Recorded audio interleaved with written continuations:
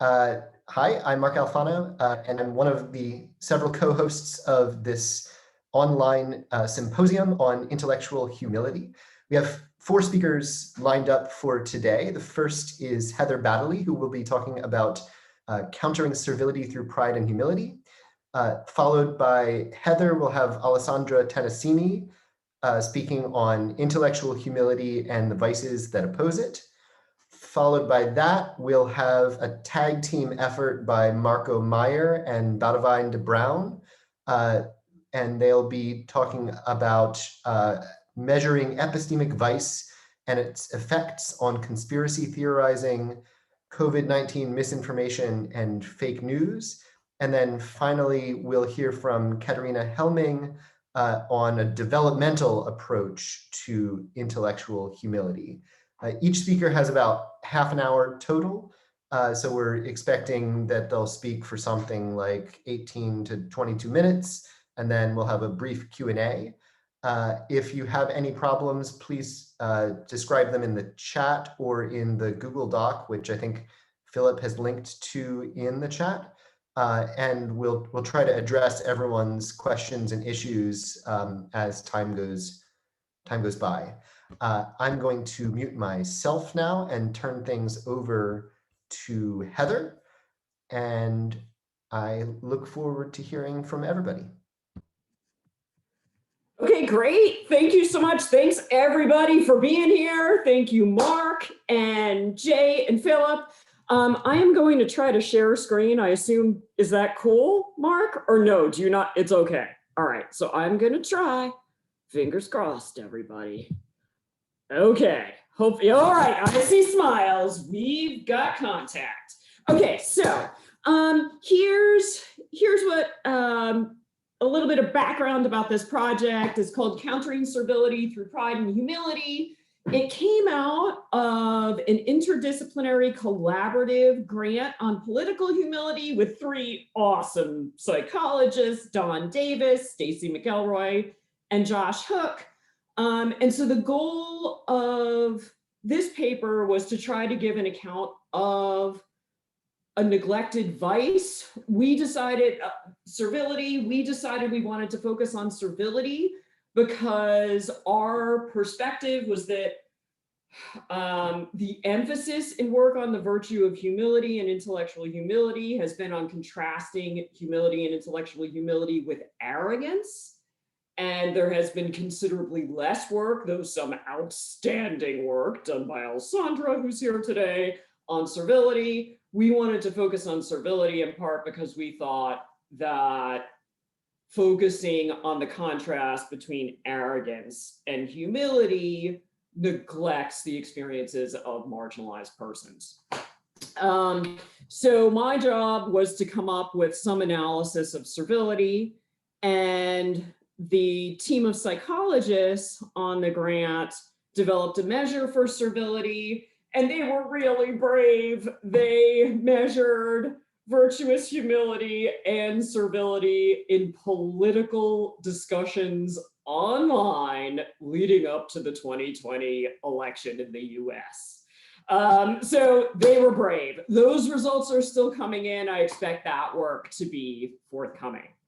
Okay, so just a little introduction here. So imagine you're engaged in a discussion about some political matter online, okay? And though you and your interlocutor initially disagree, you find during the discussion that they listen to your points without getting angry or being dismissive. They admit when they don't know something. They defer to you. And even though they initially disagreed with you, they end up revising their belief. Okay? And you think to yourself, wow, I found the only virtuously humble person on the entire internet. Right? And my sort of question for us is, should we be making that inference? Should we be inferring that interlocutors who listen to our ideas and defer and revise their beliefs without getting angry or being dismissive are virtuously humble or not. And the main conclusion of this paper is that we shouldn't be making that inference. That the interlocutors who tend to defer and revise their beliefs and listen without getting angry and being dismissive, we might be able to reasonably infer that they're not arrogant. We might be able to reasonably infer that they don't have vices of deficiency with respect to the virtue of humility. But somebody who defers and revises their belief and is open-minded and so on might still have vices of excess with respect to the virtue of humility. They might have servility, okay? So that's the main conclusion of this paper. So none of this would be a problem unless there were some accounts of some philosophical analyses of the virtue of humility and some psychological measures of the virtue of humility that I think do make this inference that people who defer, revise their beliefs, don't get angry, aren't dismissive, are virtuously humble. I think there's some accounts that are making that inference. So what this paper tries to do is the first part of the paper, the very first section of the paper, talks about some of the accounts that do that. So I think one of the accounts that does that is an account by Robert Roberts and Jay Wood. They give an account of humility in terms of an absence of 14 different vices of pride. There are a couple of measures of the virtue of humility that I think also make that inference. And thus I think they risk counting cases of excess of humility, excess of the trait of humility or vicious servility. They risk counting those as cases of virtuous humility. So they're risking false positives. And I'm sorry to say, it hurts me to say that one of those I think might be the GIHS, which is work by Mark Leary and Rick Hoyle, who's here, and who's one of my collaborators. And I also think Liz Cromray Mancuso, who is a collaborator from a different project, the CIHS is subject to this worry too, okay? So that's part of what's happening in this paper. But most of what's going on in this paper is I'm trying to develop an analysis of servility and the virtues that counter it, pride and humility. And the paper has a rough eye toward measurement. So it sketches what a picture of servility might look like in political discourse and what countering it through the virtues of humility and pride might look like. So it suggests that servility will be positively correlated with deferring to others, with open-mindedness, with staying engaged with interlocutors and belief revision, and negatively correlated with anger. There are lots of conditional assumptions built in here too, okay?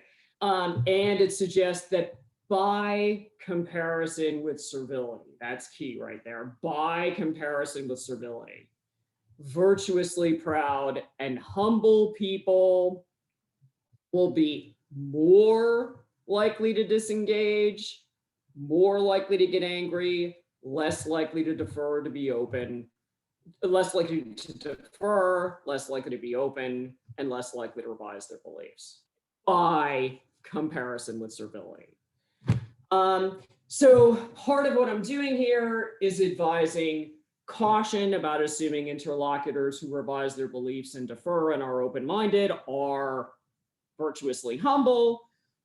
Also, I'm going to advise caution about assuming that interlocutors who disengage or get angry or refuse to defer are arrogant. I think those interlocutors could be countering servility by exercising virtuous actions of pride and humility. Okay, so we don't want to jump to the conclusion that just because somebody is open-minded or revising their beliefs that they're virtuously humble, but we also don't want to jump to the conclusion that just because somebody's refusing to defer or refusing to revise their beliefs that they're arrogant. Okay, here we go. So what I'm going to try to do today is just build a little bit of this philosophical machinery to give you some ideas about what's going on in the philosophical meat of the paper. And here I'm relying on a family of views.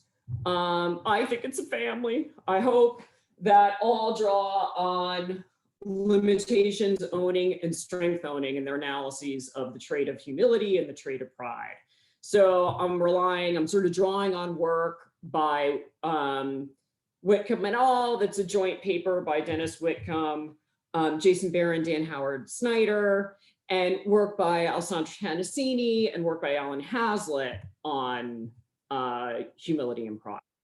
Okay, so here, right, I'm going to be arguing that servility consists in what I'm going to call S-O-U own, right? So servility consists in a disposition to over-own limitations or be overly attentive to our limitations, and or it consists in an unwillingness or inability to be attentive to or own our strengths, okay? As the former, a disposition to over-own or be overly attentive to our limitations, it's an excess of the trait of humility. And as the latter, right, an unwillingness or inability to own our strengths, it's a deficiency of the trait of pride. So we're going to start by talking about the trait of humility. If one way we can be servile is to have too much humility, right? What does that even mean? How can you have too much humility? Okay, so here, following Whitcomb and same family, Tanesini and Hazlitt, roughly Tanesini will tell us her view differs in important ways, but really roughly same family. On the Whitcomb view, right, the trait of humility is a disposition to be attentive to be aware of our limitations and to own them. And really roughly, owning involves acknowledging our limitations, caring about them and taking them seriously. It doesn't involve taking responsibility for them or being blameworthy for them. So it doesn't involve owning capital O or being blameworthy or taking responsibility. Okay, so the idea here is that the trait of humility as attentiveness to and owning of limits, right, or shortcomings, is sometimes, but not always, a virtue. To be a virtue, I have to be attentive to and own my limits for the right reasons. That means with the right motivations, in the right circumstances, at the right times, and in the right ways. Okay. So this notion of the virtue of humility is Aristotelian in spirit, right? The virtue requires good motivation and good judgment. Have the virtue of humility, it isn't enough to be attentive to limits and own them. I have to be appropriately attentive to and appropriately own them because I'm appropriately motivated. Okay, and I can fill that out if you need me to. So one way to be servile is to be overly attentive to or overown our limitations.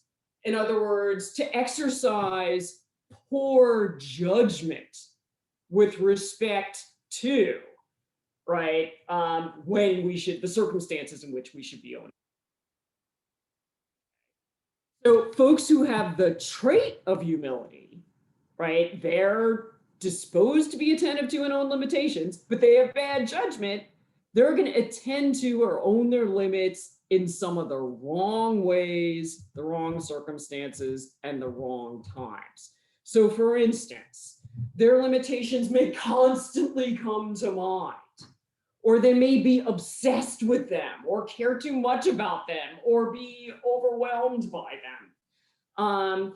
And in the third part of the paper, where I develop a detailed account of what servility might look like in a political discussion, I imagine somebody named Savannah who's servile, who's doing all of these things. Okay, so a person who has servility as an excess of the trait of humility is overowning or being overly attentive to their limitations.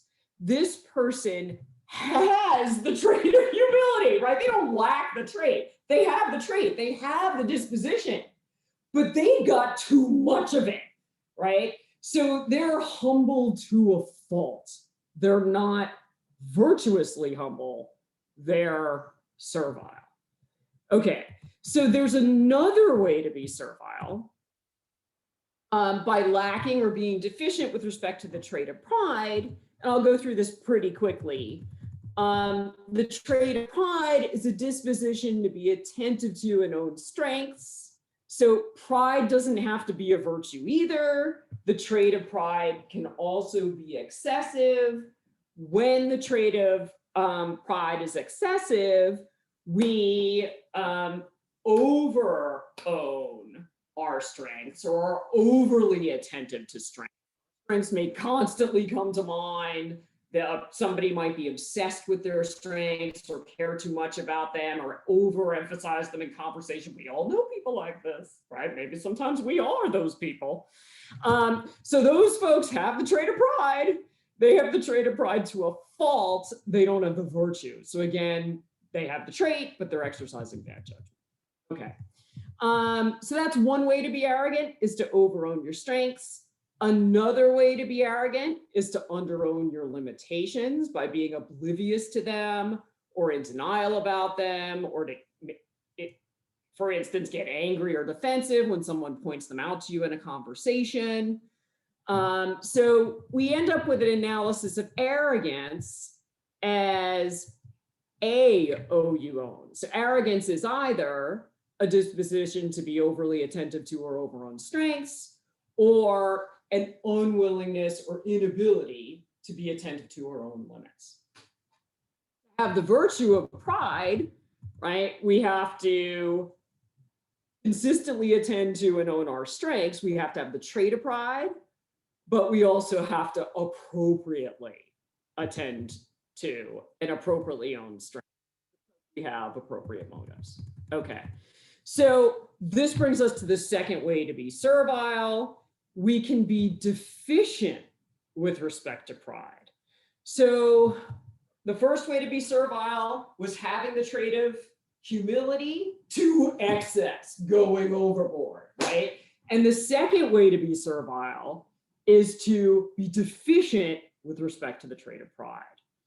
So these folks are unable to attend to our own strengths. Their strengths may fail to come to mind at all, or when they do come to mind, they may not accept that they have them, or might deny them in conversation, or deny that their strengths produce good outcomes, right? Instead of attributing good outcomes to their own strengths, they might attribute good outcomes to luck or to the strengths of other people in their group, right? They may not take their strengths seriously, or they might dismiss them or feel really uncomfortable about talking about them or lack confidence in them.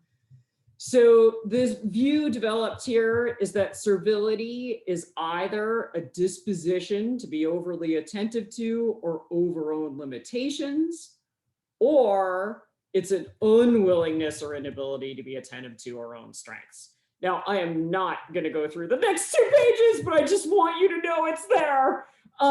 So the next 2 pages gives us some predictions with an eye toward measurement about what we could expect of a servile person who is not so servile that they don't have enough confidence or trust in their own abilities to think that they can gain knowledge, because then they wouldn't engage online politically to begin with, probably. But somebody who has moderate servility, who is also motivated to gain knowledge and wants to gain knowledge about a particular political topic. So the next 2 pages list some intrapersonal dispositions that we can expect a servile person to have, some interpersonal dispositions that we can expect a servile person to have, and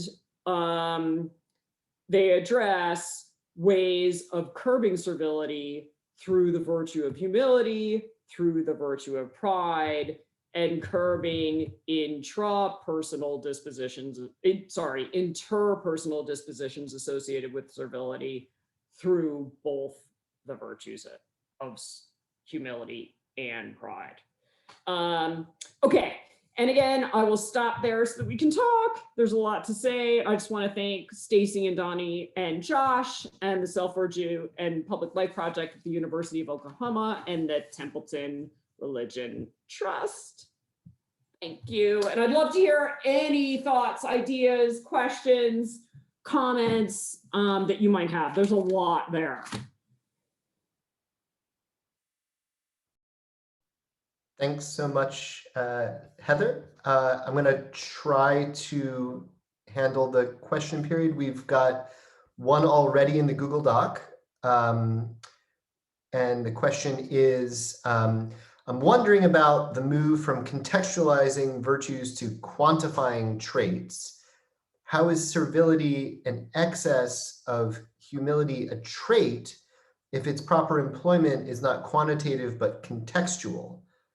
And this, I think, is a problem that I've encountered and that Marco has also encountered, that the sort of Aristotelian golden mean approach to virtues, while conceptually attractive, is extremely hard to operationalize.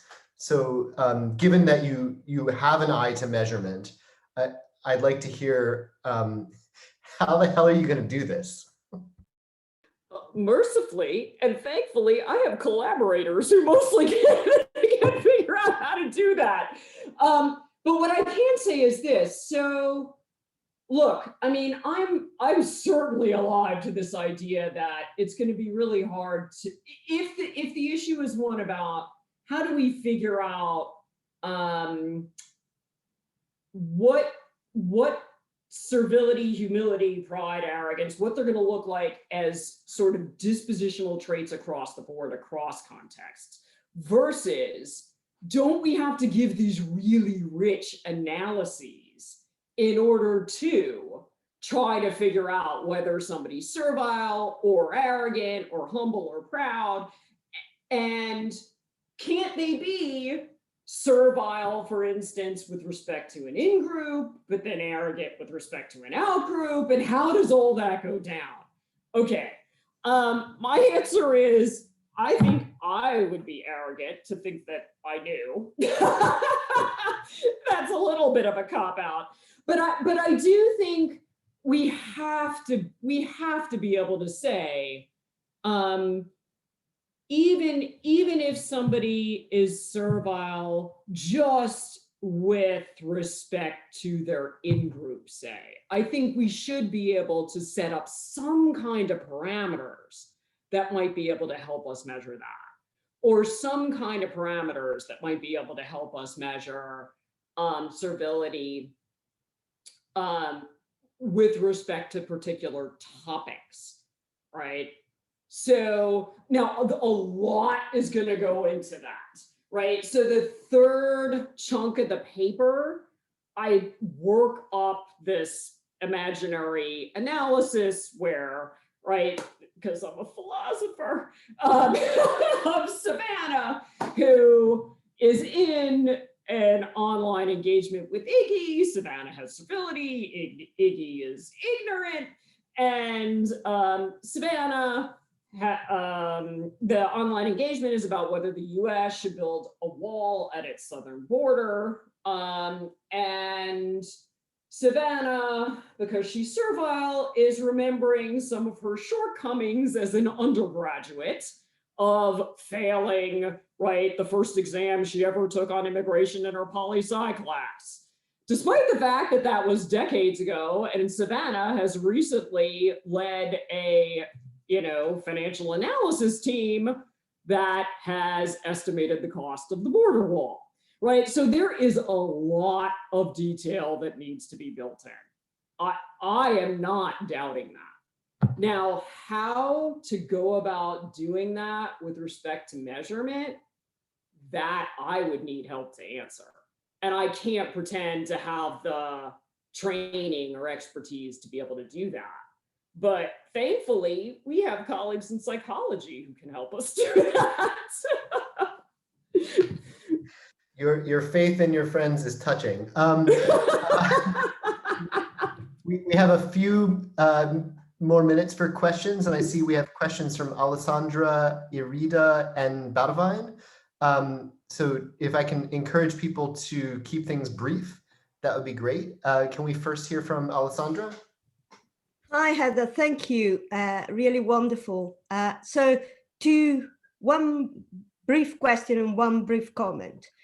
Brief question, I think there are two vices there that you can't distinguish. One is servility and the other is timidity, as you know. So that's the question. The comment is, I think there are good reasons to believe that a depressive attributional style is characteristic of servile people, i.e.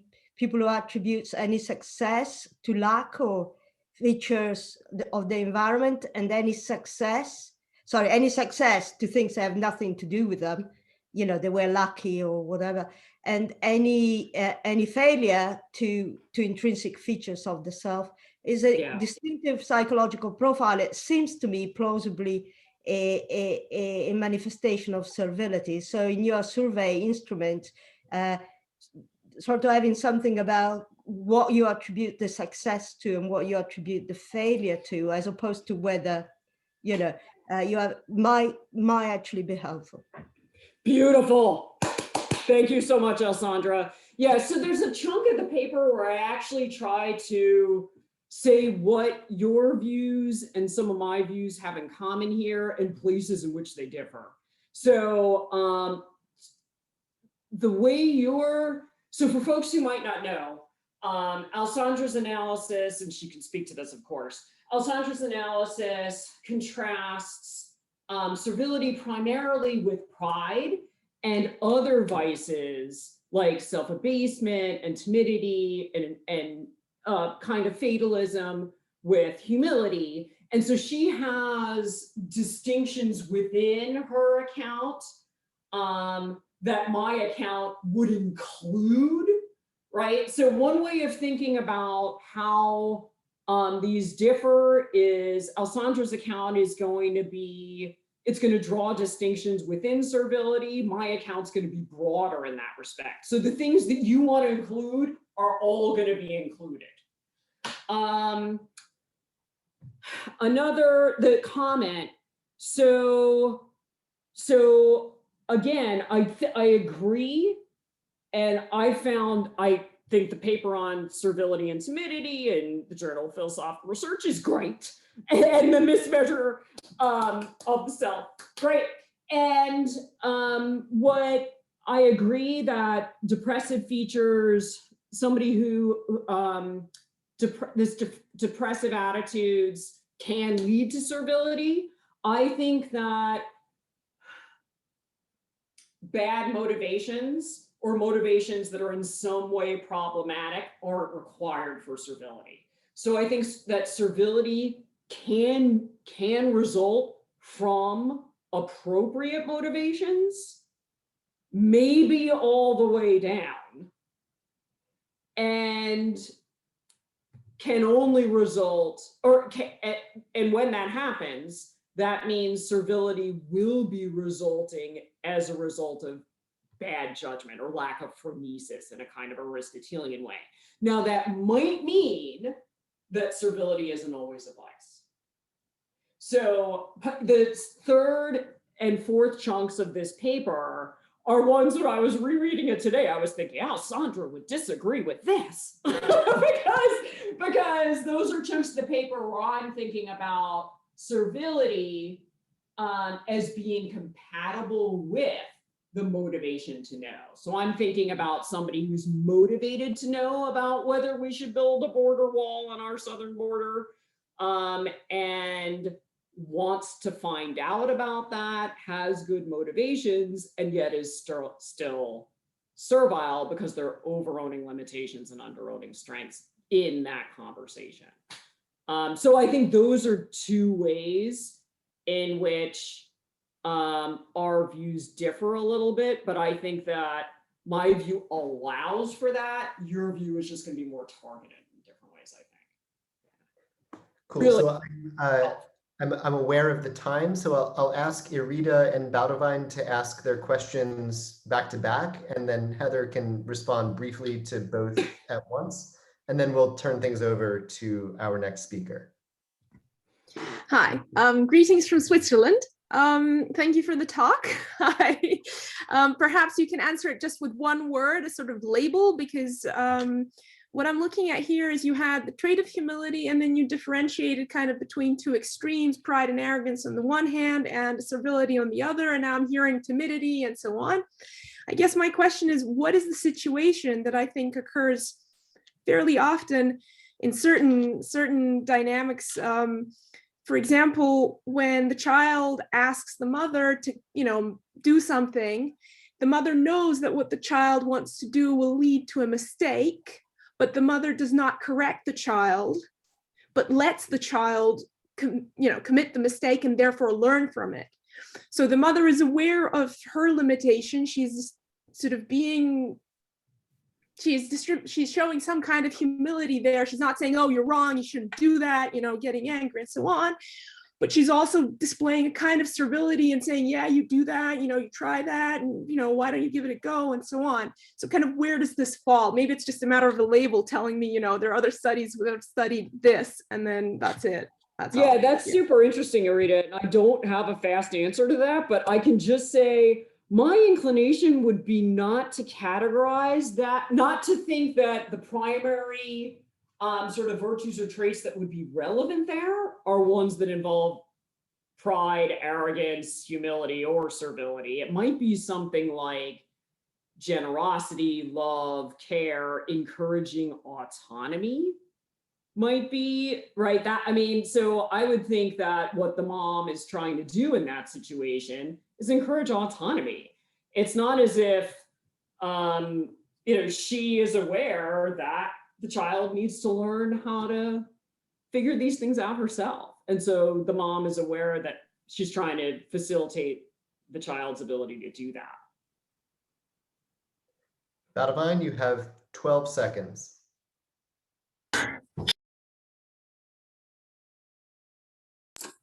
Can you make a distinction between servility that arises out of a typical master-slave relationship where you have certain sense of deference to another person for wrong reasons, and a more general case in which you overly value the infallibility or the fallibility of every human being, including yourself, but also those of other people?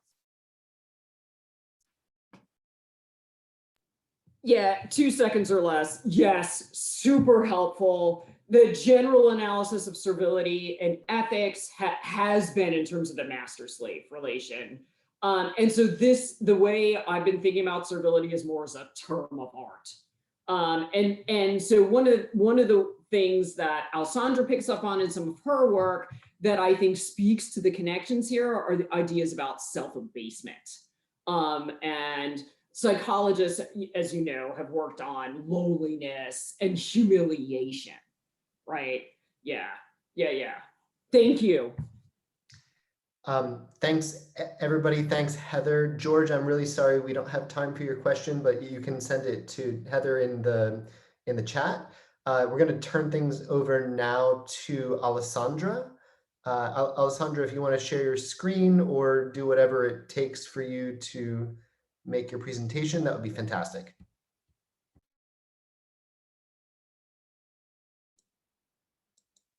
Right, can you see my screen and can you hear me?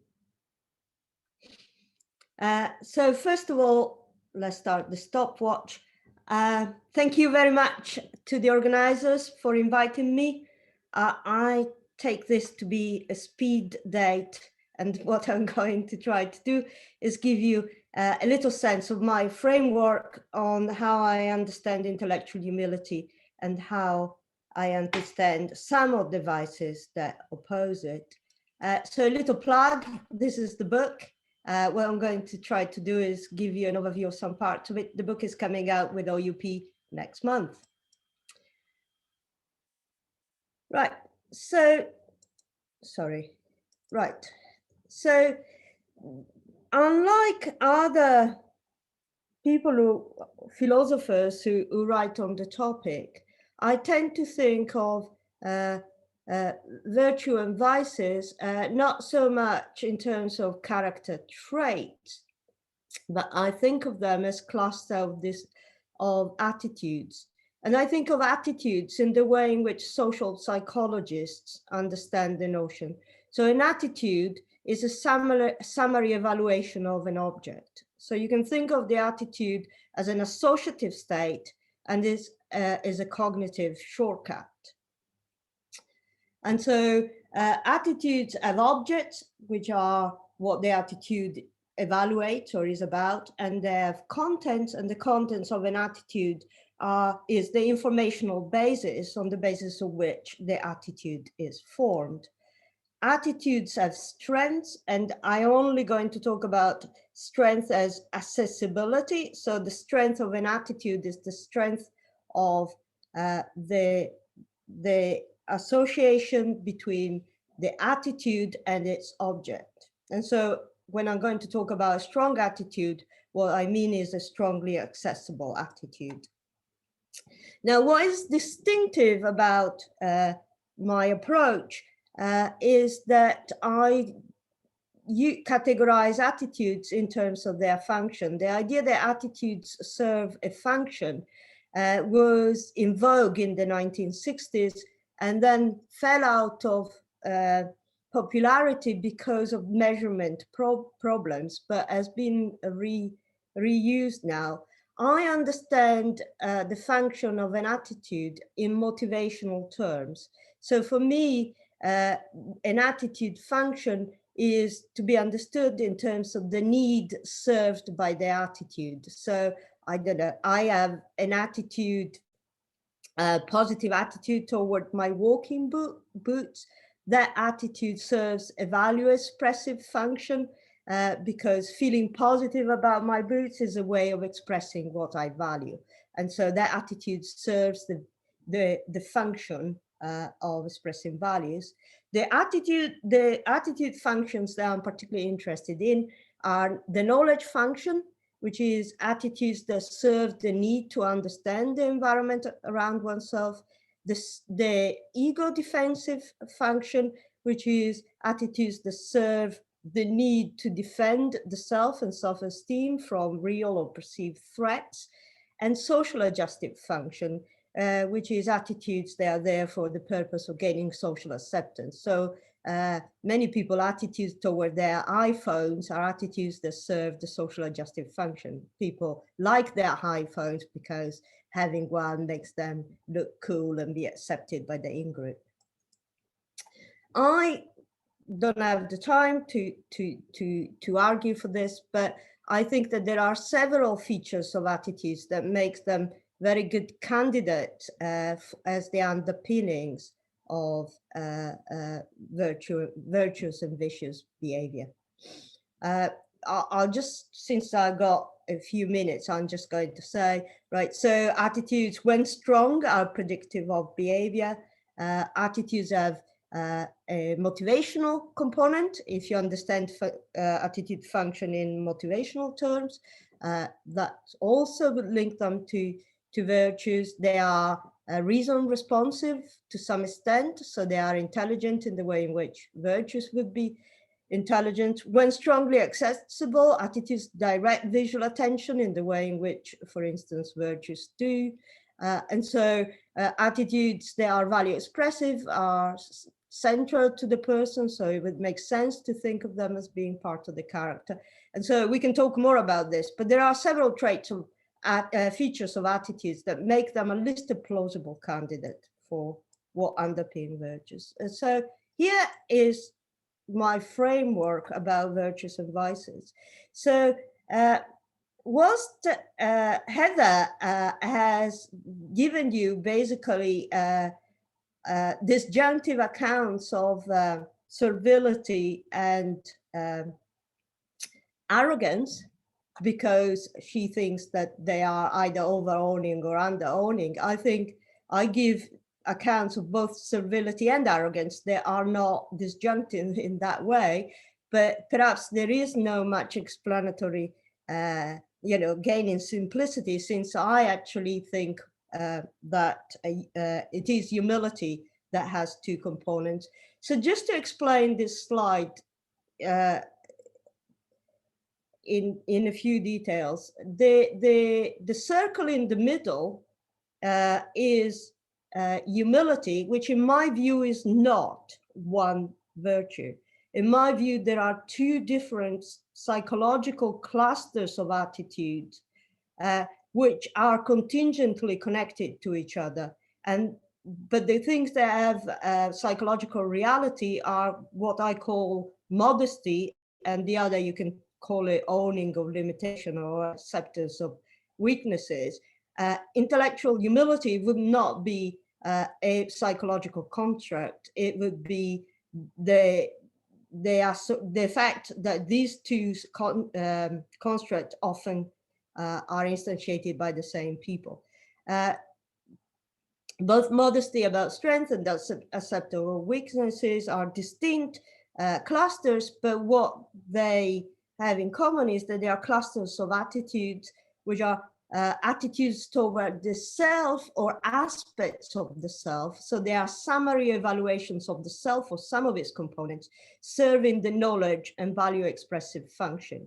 And so humility is not characterized by an accurate assessment of one's own strengths and limitations, but is characterized by an assessment of one's own strengths and limitations that is motivated by the desire for accuracy, which might or might not be accurate depending on the circumstances.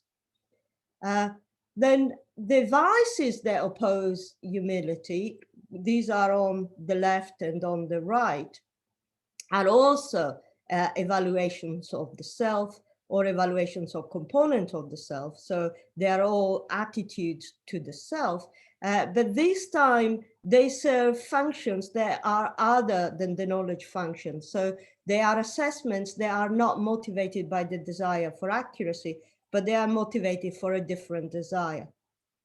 And so, for instance, some of these will be motivated by the desire for ego defense, and I'll talk about arrogance and superbia as examples of positive attitudes to the self, where the positive evaluation of the self is not arrived at because one has information about the self and evaluates it with a desire to reach an accurate result, but because one evaluates the self in a way that is motivated, so it's an example of motivated cognition, but by a desire to protect the self.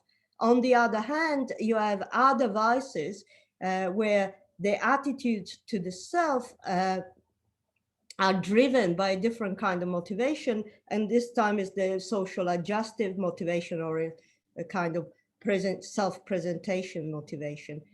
One thing I should say about this model is, given that it has emerged in the discussion, right?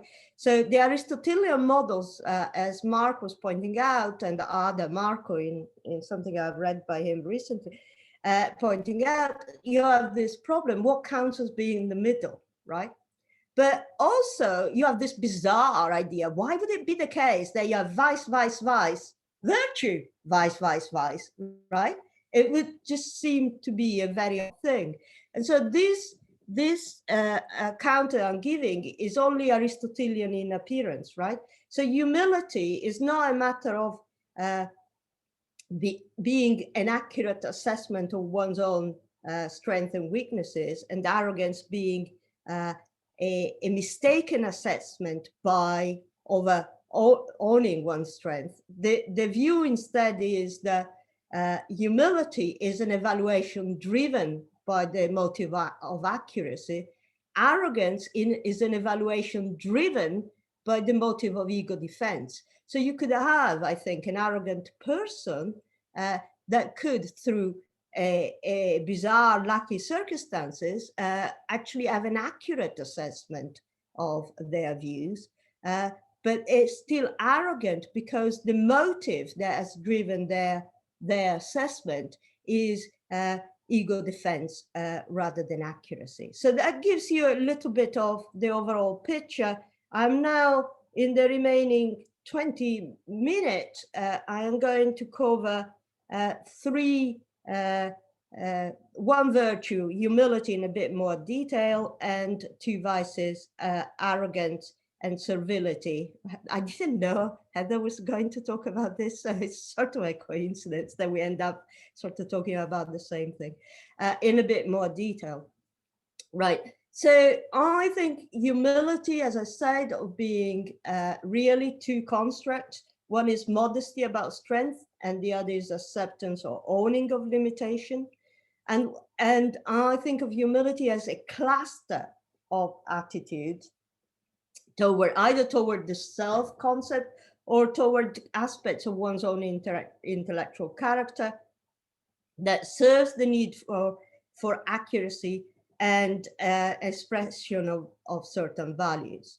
Now, one of the reason why I think this account is to be preferred to other accounts is not just that it doesn't have the problem of seeing virtues as the middle between some vices of excess and some vices of deficiency, but it also helps us to explain how people can seem to possess a virtue without having it, or might possess a virtue only in certain contexts but not others. So if you think of humility as a cluster of attitudes, it is possible for some people to have some of the attitudes in the cluster but not others. These will be people who are humble about some aspects of the self, but not others. It's also possible to have a cluster that has all the attitudes, but of varying strength. And so this will be a person that then is humble in some contexts, but not others, because their attitudes, they have the right attitude, but their attitude is not as strong, which is to mean is not as readily accessible in all contexts. And so this account then of this virtue allows us to understand the virtue, but also allows us to understand how somebody can have virtuous seeming behavior without being fully virtuous. And the difference, unlike Heather, is not in the motivations, right? The difference here is whether you have all the right attitudes and how strong they are. Right, so let me now talk about one of the vices. I believe that one of the vices opposed to humility is the vice of superbia and arrogance. I actually think they are slightly different from each other, but I'm not going to talk a lot about the difference. So I understand superbia, and sorry I'm using the Latin term, but I don't think there is a term in English that quite captures it. The standard definition of superbia in English is pride, but pride these days can be a positive thing, so it doesn't capture it. So superbia is an evaluation of the self for its own worth that is wholly dependent or mostly dependent on feeling superior to other people. So the people who have superbia are people whose sense of self-esteem or self-worth is depending on thinking of themselves or feeling that they are better than other people. And therefore, in order to preserve their self-esteem, they have to push other people down. And that's why I think of superbia as essentially a vice of people whose attitude to the self is motivated by the need to protect the ego. And that's why I think of superbia as a vice that consists in a cluster of attitudes serving a ego defensive function. I think there is a difference between superbia and arrogance proper, because there are two different kinds of people that we sometimes call arrogant. One are the people like this that dismiss other people, shout them down, get angry and so on. But then there are also the sort of super rich of this kind of this world that are the bankers, they are responsible risk takers, people who think that they are untouchable and they are infallible. At least conceptually, it seems that these two types of people are different from each other, although often people that instantiate one aspect instantiate the other two, but nevertheless, there seems to be a conceptual distinction. I think, though, in both cases, although there might be differences in the cluster, what you have is clusters of attitudes toward the self serving an ego defensive function. Servility, right? I think that there are two different kinds of servility. There is the person who is servile that feels inferior, seeks acceptance by parroting other views, is highly differential, is prone to shame, tends to ingratiate themselves, which is slightly different from the people who sort of are self-based, i.e. they've completely lost self-trust, tend to have this depressive attributional style, i.e. think that they owe every success to other or to luck. And here it seems to me that a characteristic of servility is the attempt to please other people, to be in their own good books. And so that's why I understand servility as a cluster of attitudes to the self that evaluates the self insofar as that feature of the self is instrumental in being viewed well by other people. And so instead of assessing the features of the self for their worth, driven by a desire of accuracy, i.e. to understand really what their strengths and weaknesses are, the people who are servile measure their strengths and weaknesses in terms of how well that feature of the self serves them in being accepted by people around them. And that's why then they like those aspects of themselves that help them being differential, parroting other people and so on and so forth. And so my account then has servile people as having attitudes to the self that serve social adjustive purposes. And interestingly, there is good psychological evidence that people who have social adjustive attitudes are high self-monitors, so are people whose attitude always, that basically monitors their attitude continuously in order to fit it with what this current situation requires. And that again would sort of chime with this idea that servility is a vice that has to do with trying to adjust yourself to what you think others want you to be like.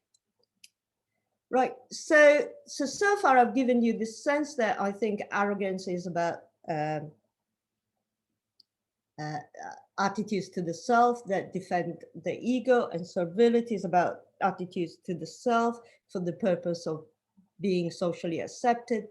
I think that in addition to having generically defensive attitudes in the case of arrogance and generically social adjustive attitudes in the case of servility, I think there are good reasons. I'm trying to get psychologists here in the UK to, well, we have done some work and the results are mixed. I also hypothesize that arrogance is linked to defensive self-esteem, while servility would be linked to damaged self-esteem. Defensive self-esteem is a form of discrepant self-esteem where you measure high in explicit self-esteem and low in self-esteem measured implicitly, and damaged self-esteem is the other way around.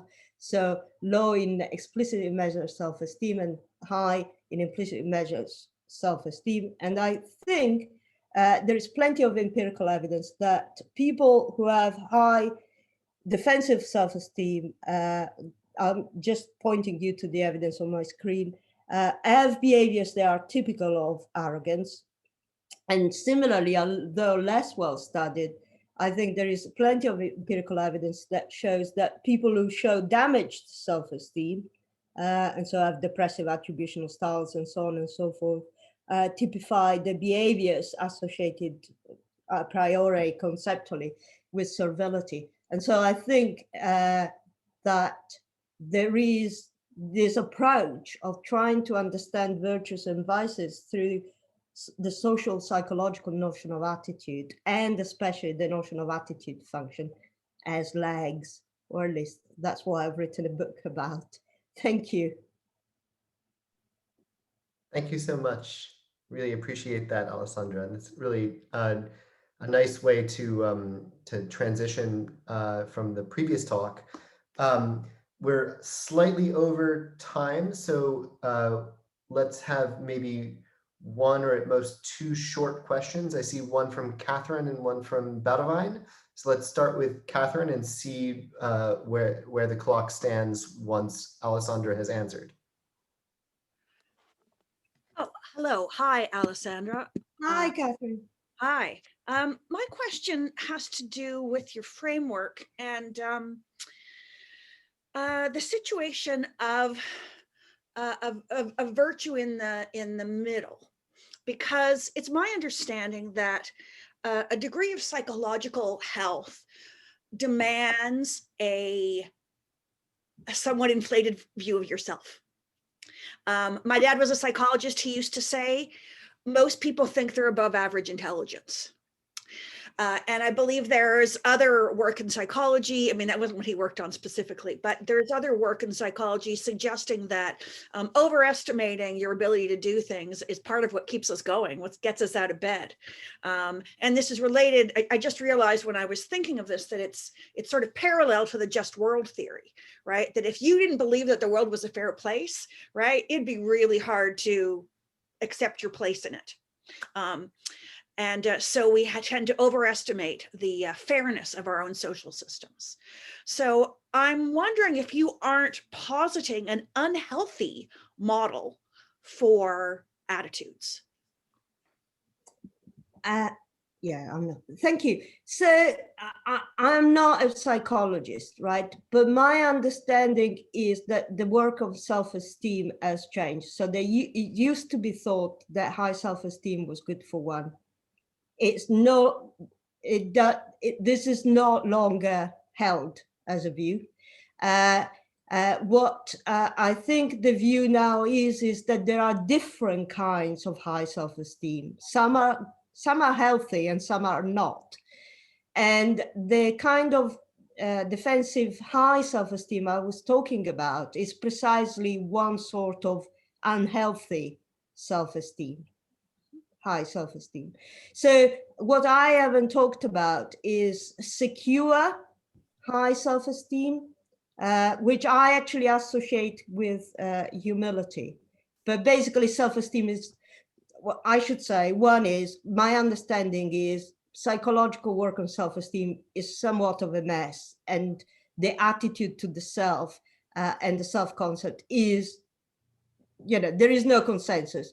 But on one thing, I think there is consensus, that there is no such unique thing, high self-esteem, but that there are different varieties, some of which are not that good. I think we have time for a quick question from Boudewijn. I was wondering if maybe the distinction between superbia and arrogance, in order to get some ideas, that was just what triggered my ideas here. So do with it what you think is right.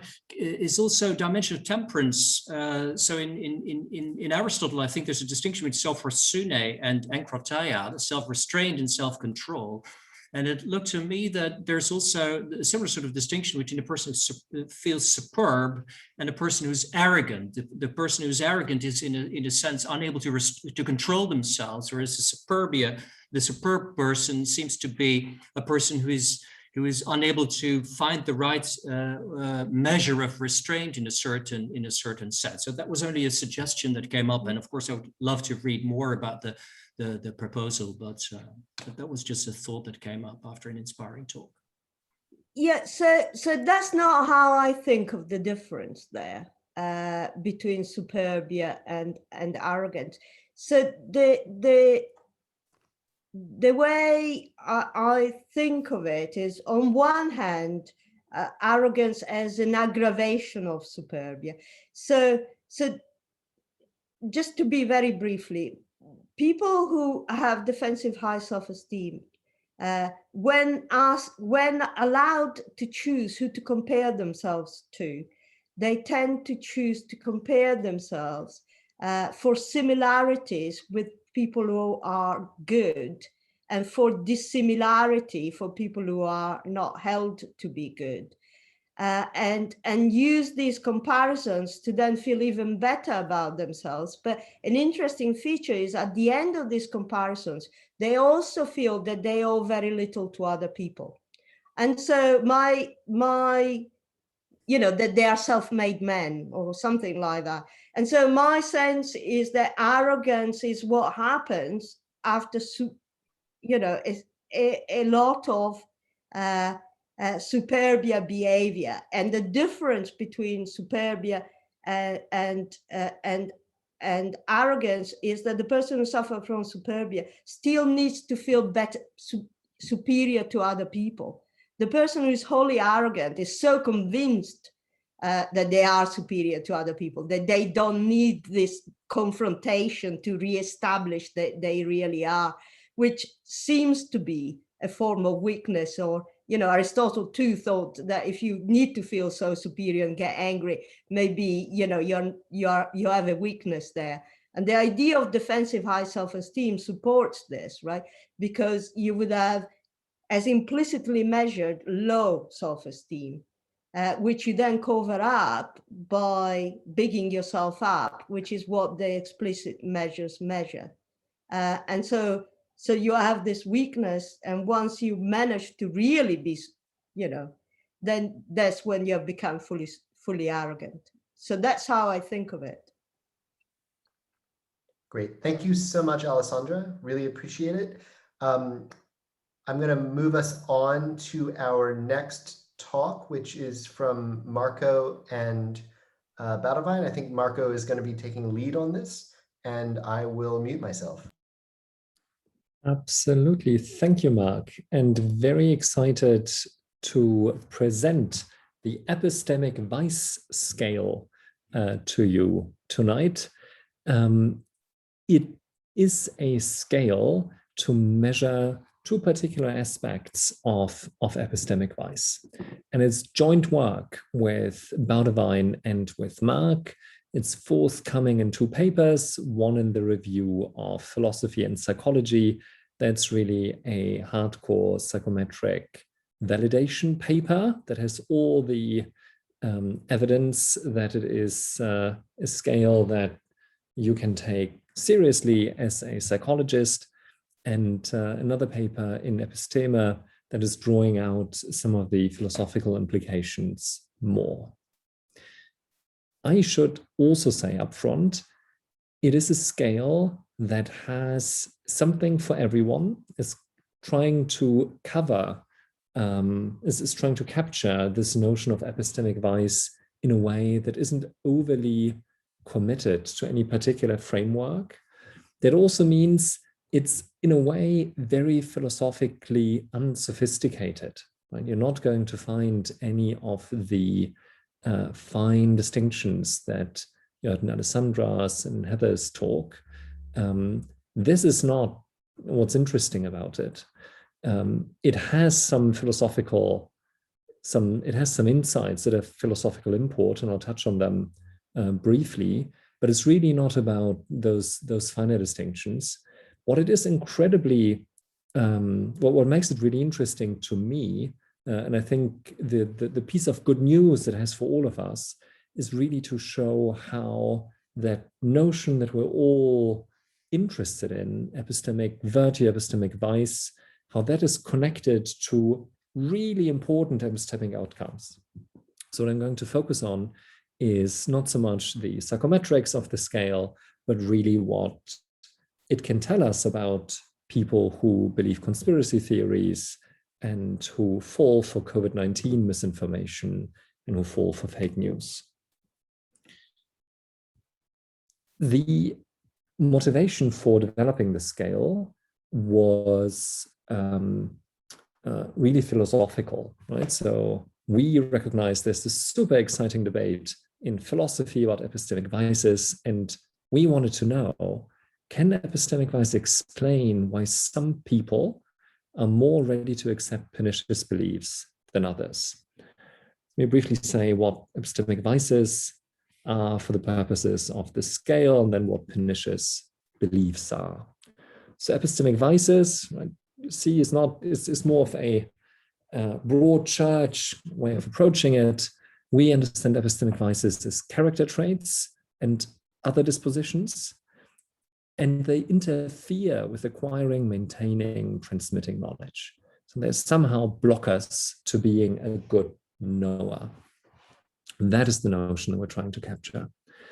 And pernicious beliefs, that is really a summary term in order to refer to the three types of outcomes that we're testing, namely whether people endorse conspiracy theories, whether they find fake news articles credible, and whether they believe patent falsehoods about COVID-19. And I'll say something in a second about to what extent that notion of pernicious beliefs as an umbrella term for those three outcomes is warranted.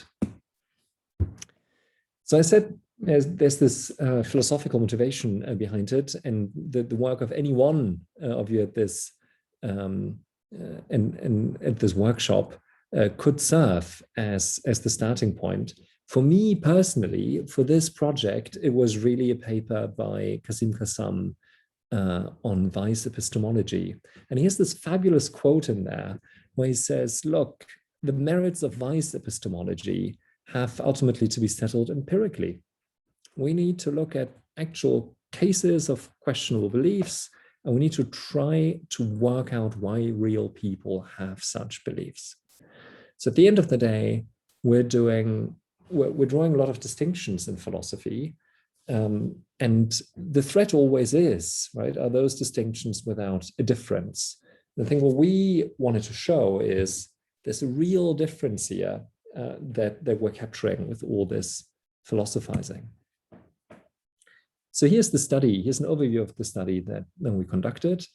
It's actually a couple of studies, and this whole validation process is a pretty intense and involved affair, but the specific study that I'm going to refer to most had 1,000 respondents.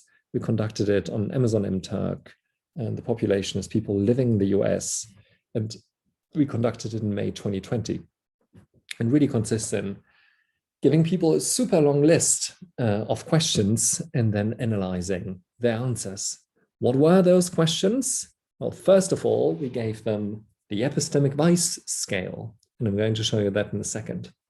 But then also, a battery of questions measuring each of the 3 pernicious beliefs that I mentioned: fake news, corona, misinformation, conspiracy theorizing, and then 10 more scales.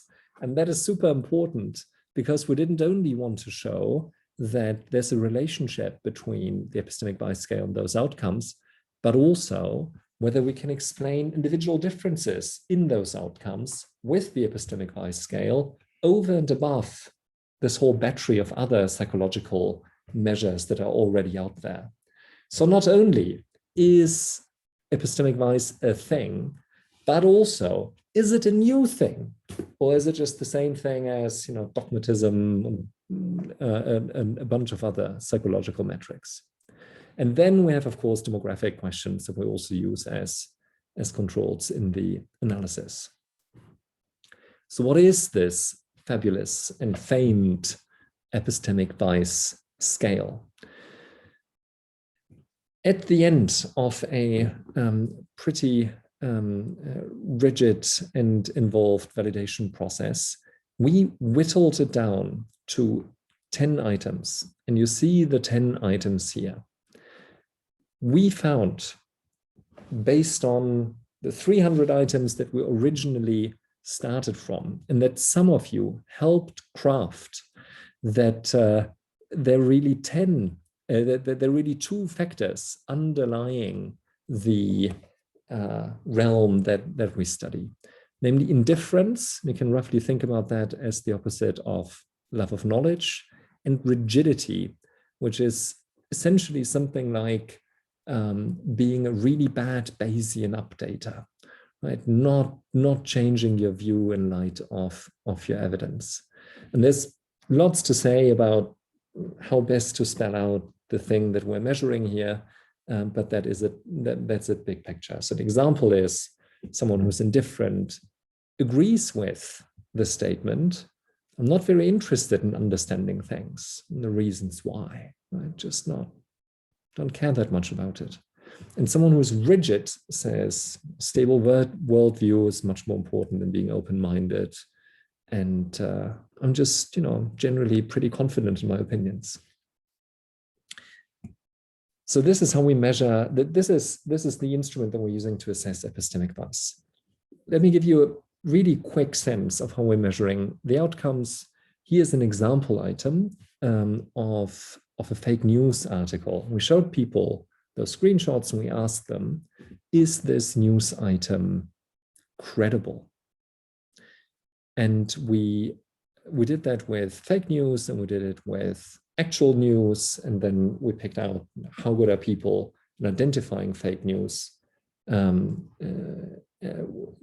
rather than real news. How good are they at distinguishing those? And there are 4 of those that we use, and then 1 control item that's real news. The second construct is COVID-19 misinformation, and for that we constructed a new instrument that is based on the WHO's Corona Mythbuster page. So we looked at that page where the World Health Organization is saying, here's stuff that's floating on the internet and it's not true. Like, don't believe that stuff. For instance, adding pepper to your meals will prevent COVID-19, and 12 other things, right? And then we just ask people, do you think that's accurate or not? And we have a bunch of control items there as well. And finally, in order to look at conspiracy theorizing, we used an established measure from the literature that's been used in a bunch of studies to look at conspiracies.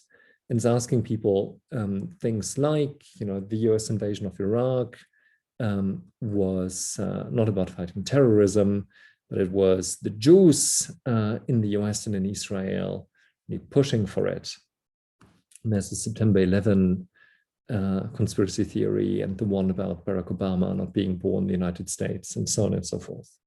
So those are our outcomes. And we wanted to know what's the relationship between the epistemic Vice scale and those outcomes. I promised to say something about the perniciousness of beliefs, that those pernicious beliefs, is that really warranted as an umbrella term? And what you see here is just the correlations between those three constructs that I just introduced. So to what extent do people who score really high on the COVID-19 misinformation instrument also score high on the conspiracy instrument and the fake news instrument? And as you see, those are correlations around 0.8, so they're really high, right? So those are mostly the same people who endorse all of those things. It's not wildly different people. And that's a quite interesting finding in and of itself, because it seems to suggest that there is a common factor explaining why people have each of these pernicious beliefs. And that's already quite good news for the Vice epistemologist, because that, of course, is a contender for explaining, for being that common factor. So let's first look just at correlations between your score on the Epistemic Vice scale and how you're doing on those three instruments. On this graph, you see on the x-axis your Epistemic Vice score. Towards the left, you score really low. You're saying no to all of these 10 items that I presented. Towards the right, you are scoring really high on Epistemic Vice. And on the y-axis, you see how you're doing on those three outcome items. If you're higher up, then you are worse at identifying fake news. You endorsed more of the COVID-19 misinformation items, and you endorsed more of the conspiracy items. So as we would expect from the correlations that we saw, these three lines move together quite strongly. Also, you see this really strong correlation between your Epistemic Vice score and how you're doing on those false beliefs. And that was quite heartening for us as a first finding, because now at least there is an indication that there might be something interesting going on here. But what we really wanted to know is there something new in this notion of epistemic virtue and vice? Because of course, psychologists have been studying related constructs for a very long time, and it could just have been that we picked up on some of those. It might be that epistemic vice is really just another name for a personality trait that we're studying for 50 years already, or that it really is dogmatism or the need for closure or any of those constructs. So is there really something unique? Is there some additional variance in those outcomes that we can explain with the Epistemic Vice scale? So what are the other contenders that we looked at? I said it's a really long list, and here's the list, right? It's the demographics that you would want to look at. It's education, political affiliation, and age and gender and income, and whether you're married and your ethnicity and how important you think religion is. But it's also those established psychological scales: dogmatism, faith and intuition, all 6 personality traits on a big 6 instrument. No idea why importance of religion is there again. Open-mindedness, cognitive the cognitive reflection test, self-esteem, need for closure, trust in experts, and need for cognition. You can probably think of another instrument that would have been nice to test. We tested those. And here's what we found. This is the most complicated table you need to wrap your head around.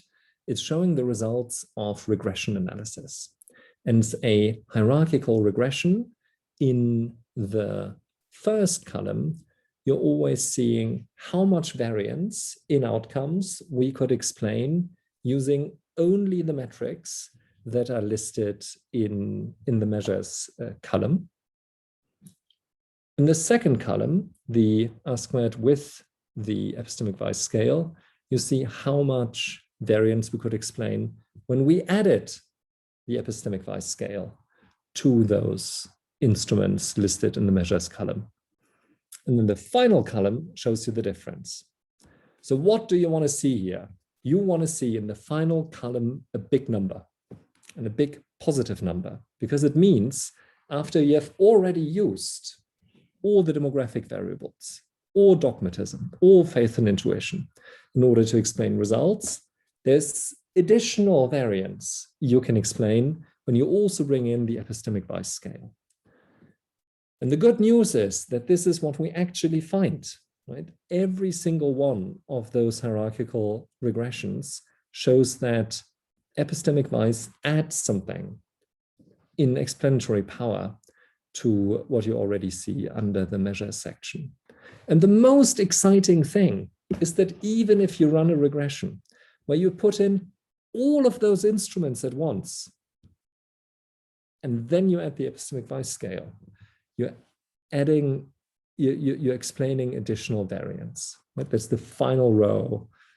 It's another 9 percentage point increase in R squared. So this is incredibly exciting because it means not only that epistemic vice is distinct, it also means that it's really powerful when you're explaining variance in those outcomes.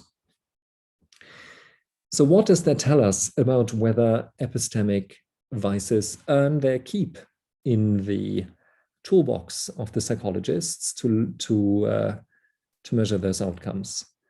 It gives us some evidence that epistemic vices actually impact effective inquiry.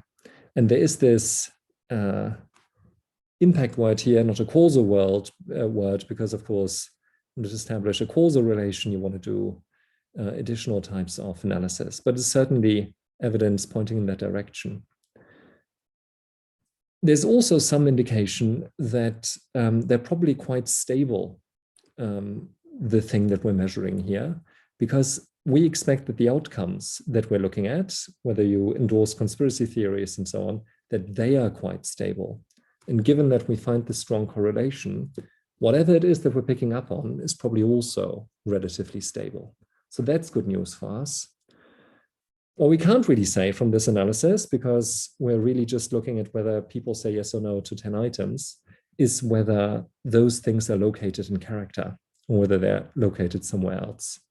But at least it takes us a little way towards vindicating this research program of looking at epistemic virtues and vices to understand interesting epistemic outcomes. And with that, I can only say thank you very much, and I'm looking forward to your questions. Terrific. Thanks, Marco. If you have a question, type Q in the chat. So it looks like Heather and Philip are the first two up.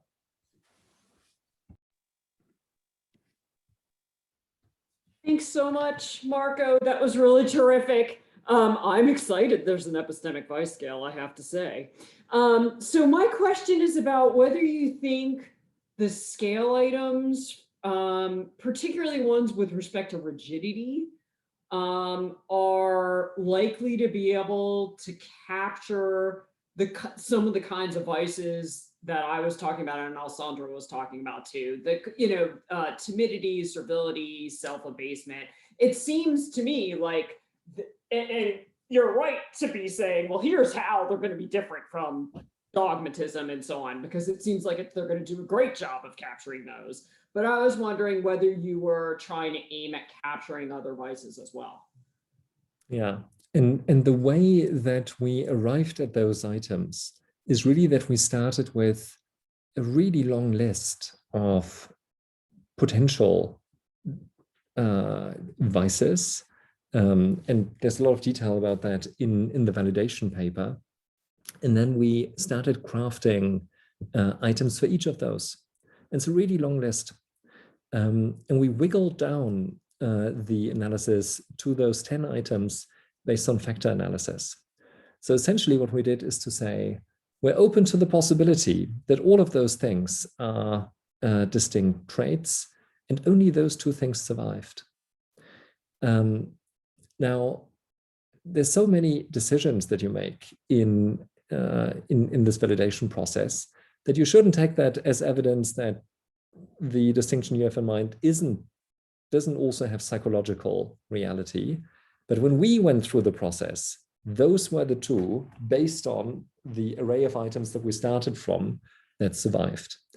So I think the best way of answering that question is really to look at the long list of items that we started off with, and then to see why some of the items that might be more directly fitting to what you're interested in haven't survived.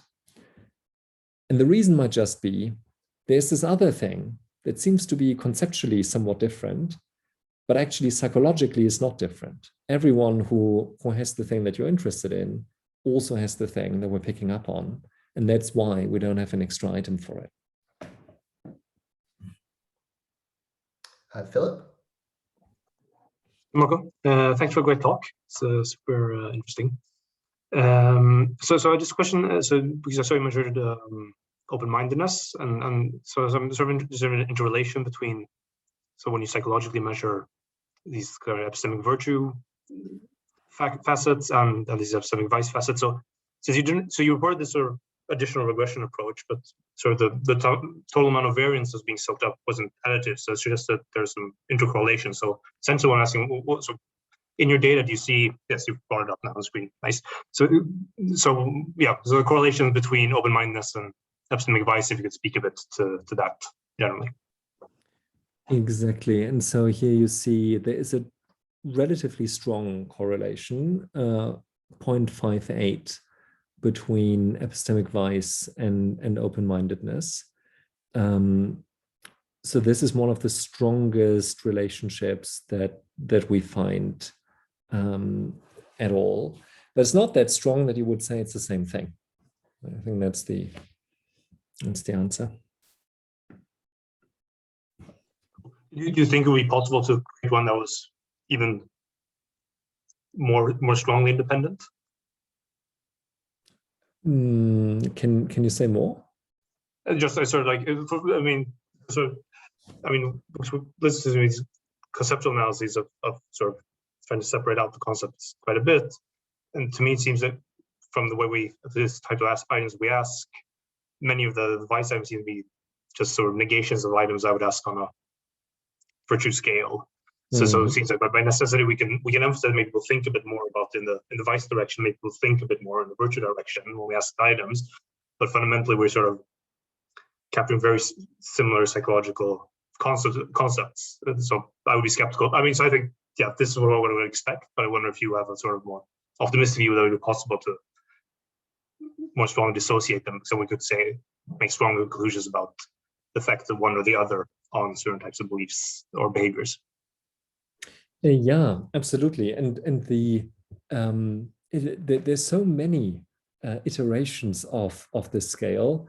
One of the interesting findings, where I still don't really know what to do with that, is that all of the items that we crafted that try to measure virtue or vice in a negative way, they performed much worse when it comes to this correlation exercise with interesting outcomes. So it's, if someone says, I love knowledge, there's a lot less information about whether they're going to endorse fake news in the answer to that than in the answer to the item, I really don't care that much for the reasons why.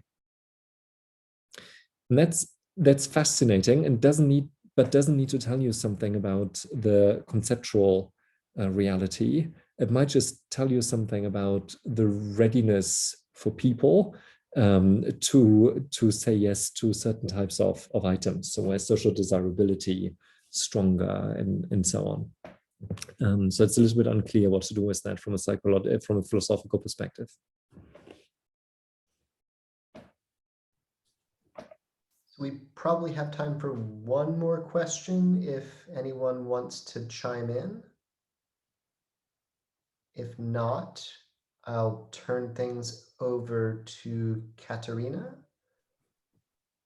Kat, are you there? Yeah, hi. I was just waiting for a potential last question, but I'm happy to take over. If you have something quick, go ahead. I mean, no, I think I'm now focused on starting my presentation, so I couldn't think of anything now, but maybe later. I think I would prefer that. Okay, so I'll just share.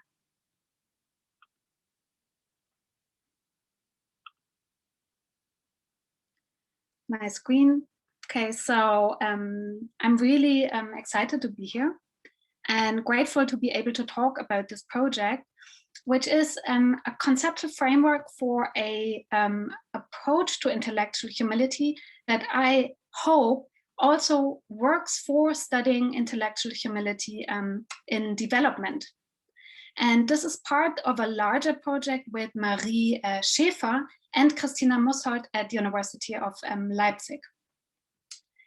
Now, what you see here is the award-winning speech of a major art prize in the UK, the Turner Prize, in the year 2019. And what's outstanding about this example is that actually all 4 nominated artists won.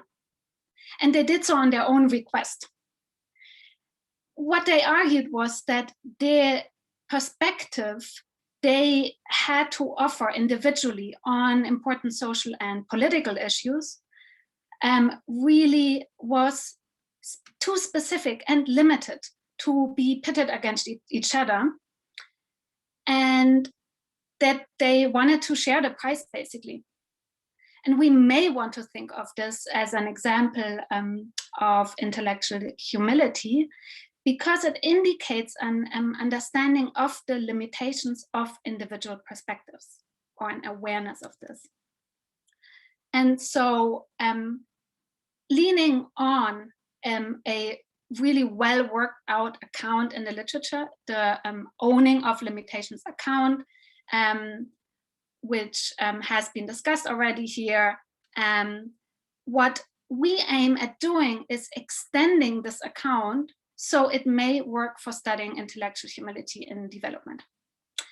In a nutshell, the way we aim at doing this is to say, in order to demonstrate this proper attentiveness to and owing of intellectual limitations, you have to understand the limitations of individual perspectives, right? So you have to understand your own mind. You have to understand the minds of others. And you have to place these in relation to each other. So you have to understand how they relate back in your perspective, relates back to the perspective of the other in order to be able to overcome limitations. Let me flesh this out in a little bit more detail. So translating this to development, understanding one's own mind would be something like metacognition. And I'm just going to give you examples. This is a huge field of study. But one result is, for example, that 3-year-olds are able to recognize and report when they do not have knowledge. So this is quite early, right? But it's only until roughly the age of 5 that they actually are able to understand that they, in some situations, only have partial knowledge. Let me just show you a task of how this is done, how this is studied. Here's an example. So an experimenter has different toys. And in one case, in the full ignorance task, which 3-year-olds are really good at, the experimenter doesn't show the toys, and the child only knows that behind the occluder, a toy was placed into the box. And then they ask, okay, I have now hidden a toy in the box. Do you know which toy is inside, or do you not know? And they're perfectly fine at answering this question.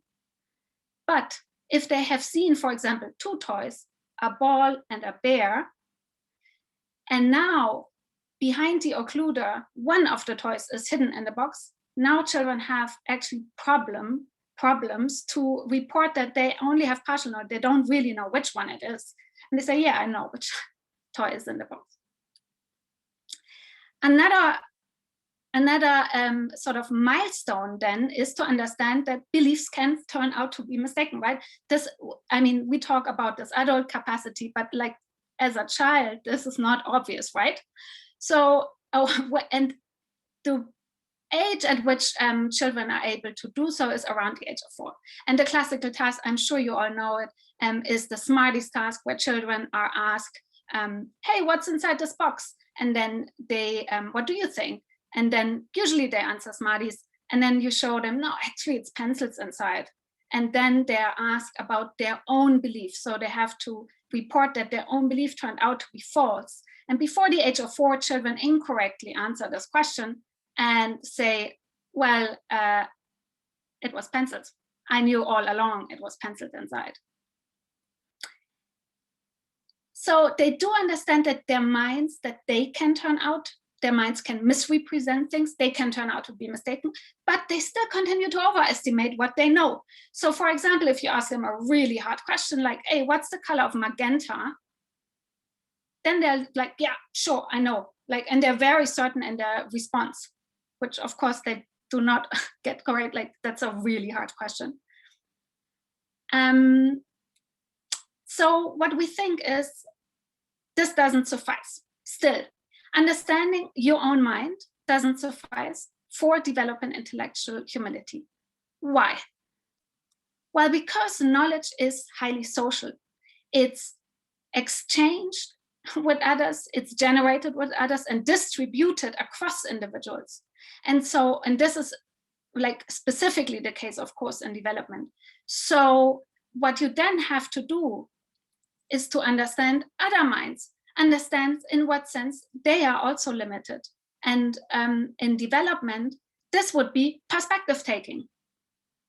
So being able to attribute mental states to others, like as a first step.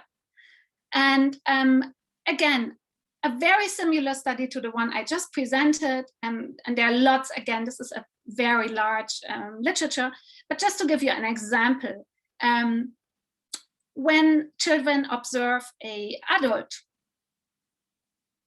who has access to a box, to the contents of a box, they can, at the age of around 3, correctly report that, yeah, this adult has knowledge based on the access to the contents of the box, while if the adult did not have any access, they can correctly report that this adult is ignorant. A similar test that as I just described, as you probably, or many of you will know, also lends itself to investigate whether children are able to understand that others can turn out to be mistaken. So others' beliefs about the world do not match reality, but may misrepresent things. And it's a variant of the Smarties task. Here you simply ask, children are aware of the fact that there are pencils inside, and then they're just asked, well, what will someone else think is inside? And before the age of 4, children answer pencils incorrectly. And then around the age of 4, they get this task, but they still overestimate. So they understand that others' minds can be wrong, can be mistaken, or beliefs can be mistaken, but they still continue to follow others' opinion, and quite easily so. So remember the task asking the child about what the color magenta is, and the child was very certain about knowing the answer. Well, once the child is then introduced to a peer, she just follows the peer. So if the peer disagrees, the child will just follow readily. So revise beliefs very easily. And in a sense, overestimate what the others know, given that they are in equal positions epistemically. So now, children have to, in the very beginning, right, have to understand their own minds. This is key to even grasping own limitations. They have to understand the minds of others. And that is to recognize the intellectual contributions and limitations of others in order to overcome their limitations, right? But what we propose is basically that these two things do not suffice.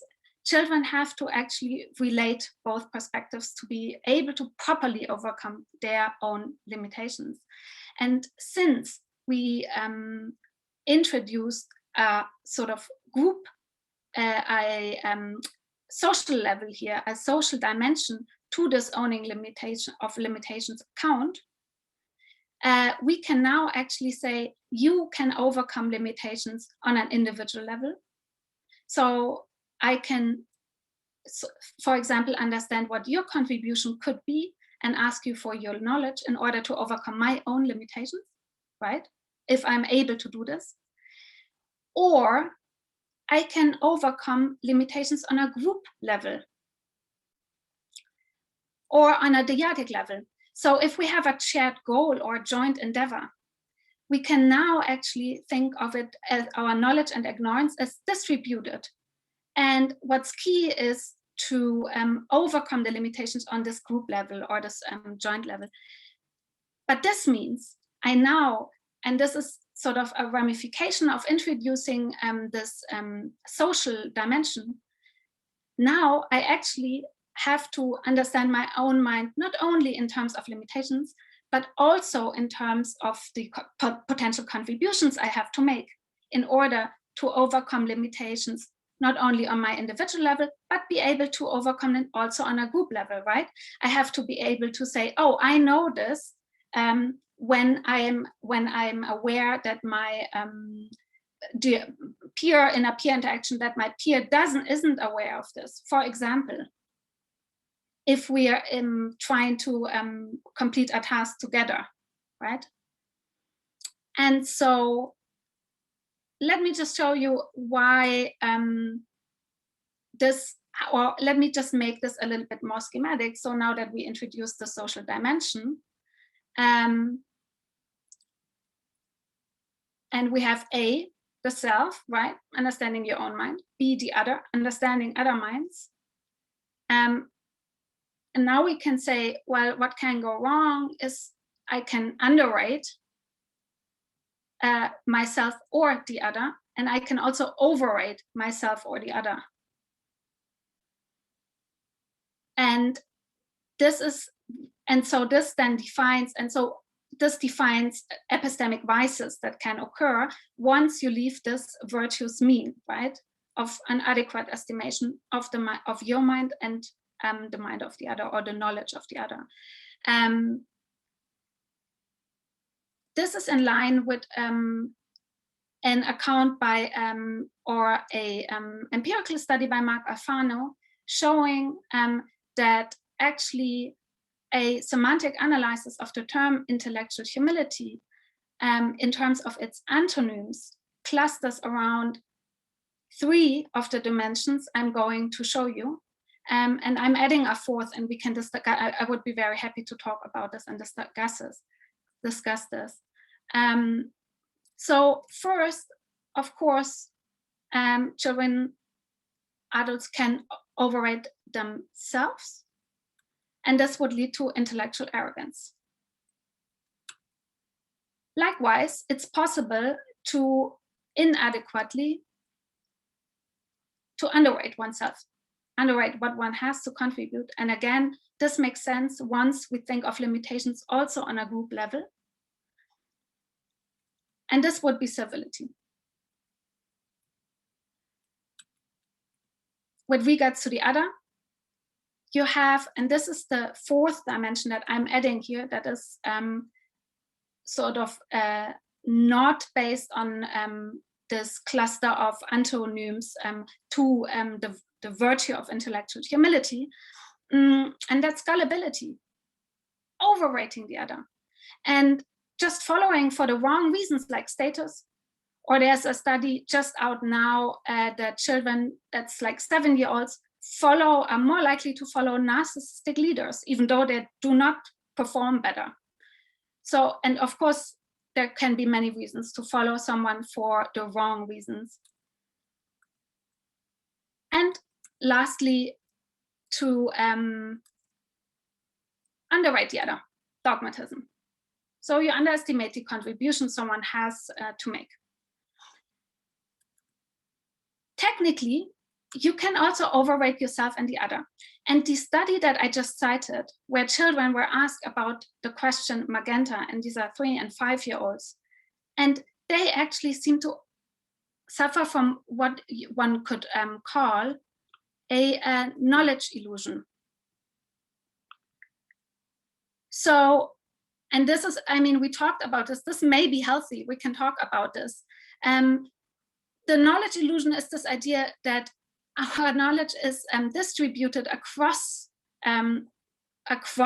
individuals, and since we collaborate, we are so likely to collaborate on knowledge. We often overestimate what we know based on what others are happy to provide us with. So I overestimate how well I can explain bicycles, for example, because once you ask me specifically to explain to you how bicycles work, I actually realize I don't know at all. And I overestimate how well others will be able to describe bicycles and understand the technical details. So I have this overall illusion because we distribute our knowledge so well and we collaborate so intensely about it. And again, this may be healthy. Like, we can talk about how good in development, it may not be too healthy to start out with excessive doubt about what you know. Now, the excessive doubt of what you know would then be underrating yourself and others, right? I'm calling it skepticism at the moment. I'm not sure if that's the right term for it, but it would be this excessive doubt and like an underestimation of what you can actually achieve. And that would abstract knowledge again. These are all the ways in which imbalances, epistemic imbalances, can occur. What we would like to say is that in addition, you don't only have to sort of estimate your own perspective, your knowledge, beliefs, and that of the other correctly, right? To sort of avoid these imbalances, but you also have to place them in relation.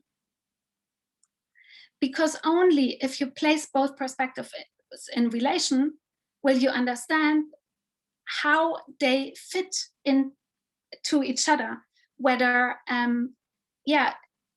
that they can be like a jigsaw puzzle complementing each other and thereby helping you to overcome the limitations of all of those individual perspectives.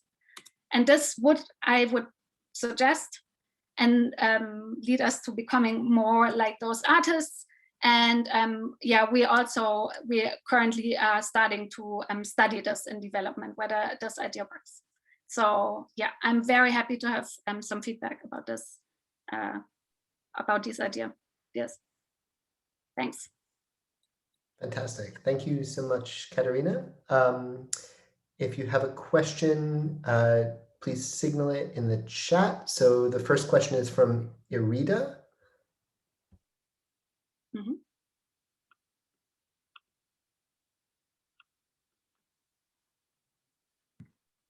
Hi, yes, thank you. That was excellent. I did my PhD at Warwick, so I'm happy to see someone from there. Oh, hi. I did math, so that's completely different. So I guess I have two questions, but they're really short. You can probably answer them just, or at least one of them is intellectual humility studied in animals? That's just a random yes, no, since you mentioned other literature stuff. Oh, I'm going to be honest and say, I don't know. Okay, good. And then the other one is more relevant to your talk. Okay. I would think the other one's more relevant to your talk. I honestly have to say, I never thought of this. Yeah. Oh, okay. How can intellectual humility be encouraged or taught? Like, what do the studies say in developmental, research? So there aren't currently that many studies on intellectual humility in children. there are a couple, but there are not so many. What I propose based on this framework and what we aim at studying is to have these kind of jigsaw types of peer interactions where actually what you know and ignore is complementary to what someone else knows and ignores. And so placing this together and having this experience may actually help you to become more intellectually humble. That is one idea. Okay, so that's a work in progress, how to encourage. Okay, thank you. Yeah, I'm going to intervene very briefly and say, like, I think this developmental approach is incredibly important and has been ignored both in philosophy and in psychology. So I'm really excited by the fact that Katharina introduced us to this stuff today. And I think at least some of it has to do with like assessment and how we teach and how we evaluate students, right? So if you evaluate people based on whether they already know, that's one thing. If you evaluate them based on how they show that they're able to inquire and learn from each other, that's something very different. And so the use of things like multiple choice tests starts to look really questionable once you take this perspective. I'll shut up and turn things over to Alessandra. No, just briefly, like this is getting a little bit what's out there in the literature in a growth versus fixed mindset, and that we need to teach children a growth mindset where they understand that actually effort and inquiry and so on will lead to outcomes. But what you're adding, I think, and what you just said would be this love of learning. I would add that it would be, what I propose is that it's a love for learning, but also really a love for learning with others, and especially with peers, and understanding that may help to become more intellectually humble. Yeah. Shall I ask my question? Yes, thank you. Hi, Katharina. Thank you very much. Really, really interesting. So my question stroke comment is about whether you think there is a relation between your account and what some people like Jen Cole Wright have talked about. I've provided a different account of intellectual humility having to do with low self-focus, where they understand low self-focus as adopting a perspective that doesn't only have you as its center, so that you have a perspective that is not just in the service of you and your own needs. And it seems to me that this idea of placing two perspectives that you have, understand your mind, understand other minds, but also understand that there is another mind that has a different perspective from yours, reminds me of how they understand humility. So I was wondering whether you have any thought or how you think your framework relates to theirs. Mm-hmm. So I think that understanding how other perspectives may also contribute may have as a byproduct this idea that you're less focused on yourself because you understand kind of the sort of, that's flowery what I'm going to say, but you understand the richness of other perspectives, that kind of thing. And you understand that they actually have something to contribute, right? But I would see it as a byproduct. During your talk, I thought about this. So at the moment, I'm thinking in terms of ability. And then it's a little bit of a question, and a question that I realized I want to think more about is, once ability is in place, then what kind of motivation kicks in and will support one way or the other? And the way I've presented this was really merely in terms of abilities. And it's a question, I think, how this then develops into motivations. And motivation, I think, will be key for having a low or high regard for oneself and sort of what and one's own perspective. Does that answer your question a little bit? Yeah, thank you. I was just curious, because there is something intuitive in the idea that intellectual humility is about not putting yourself at the center. So there is a whole family of approaches that is different from what Heather or I sort of adopt, but that sort of see that it's not about knowledge of limitation, but it's about not putting yourself at the center of the universe. And it seemed to me that your approach nicely bridges the two, which is why I was asking. But thank you. Yeah, thanks a lot. I mean, maybe I'm saying it's a byproduct that once you understand other perspectives, it is a little bit too low. I'll have to think about this more. Thank you. That's really helpful. Yeah. Yeah, so just really briefly, I think something I've seen in Bob Roberts' stuff is like, in a way, humility emerges from caring more about the project than about who's contributing how much to the project. So if you really just want to get it done, then you don't care whether it's you who's making the contribution or a collaborator. And people who are intellectually humble are just like, okay, if I know, then, or I know how to do something, then I'll do it. But if this other person knows more than me, or they know how to do things that I don't know how to do, then I'm happy to let them contribute, because the goal is sort of other directed outside in that way. It looks like we have a question from Marco, and then Heather also typed a question, and then I realized we're already at time, but we started 5 minutes late, so maybe we can continue for another 5 minutes or so. So is it me or Heather who was before me?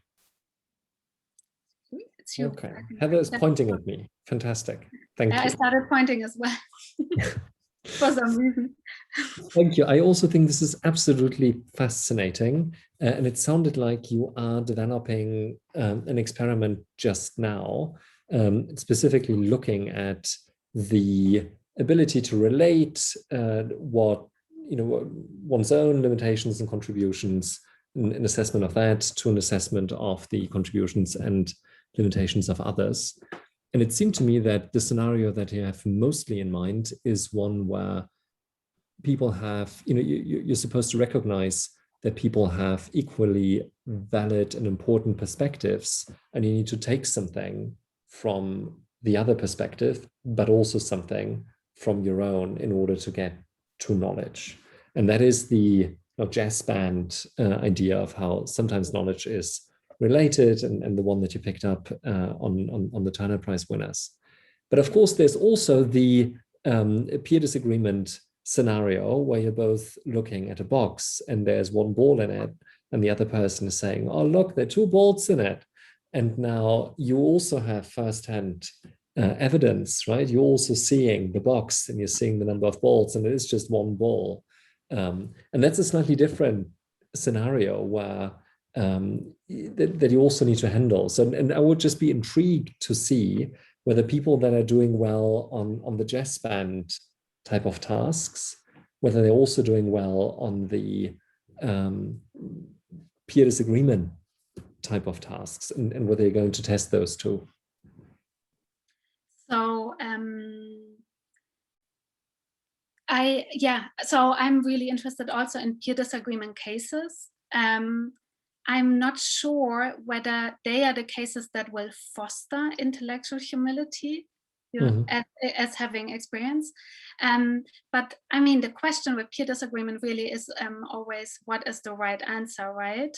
So so I just talked about the study showing, so children just are sure and then they follow the other, but standing fast is also not obvious, right?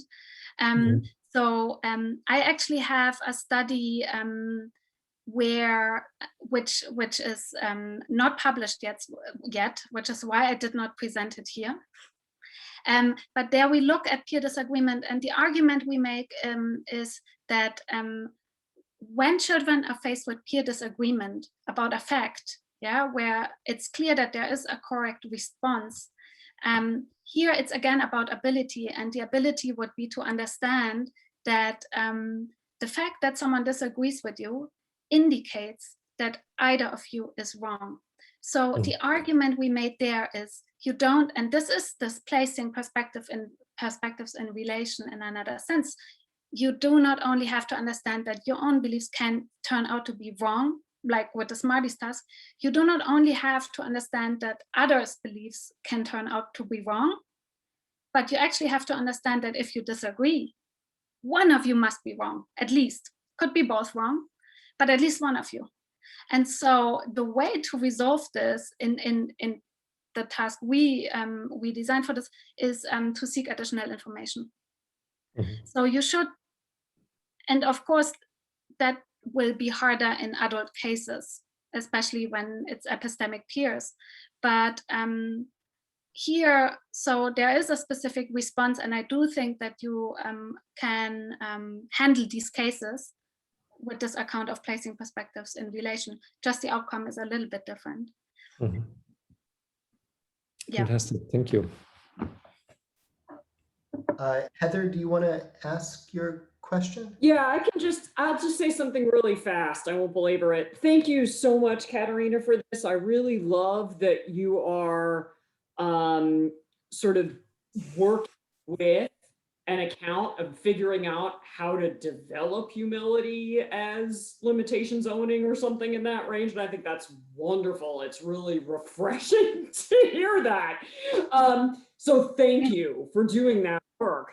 And one thought I had that's different from the question I put in the chat, which sort of plays off something Alessandra suggested, it strikes me that maybe if developing perspective taking or having some kind of skills in perspective taking and or developing something like open-mindedness or something that's in between gullibility and dogmatism in some way, right?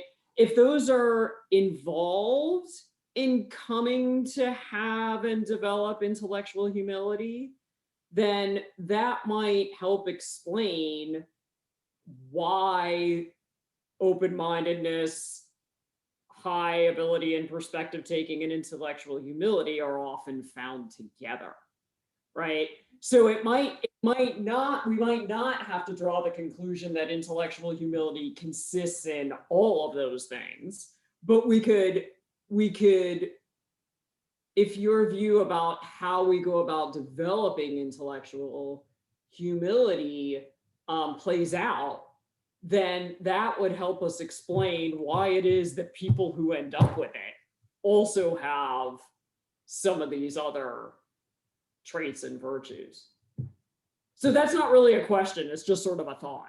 Can I ask a question?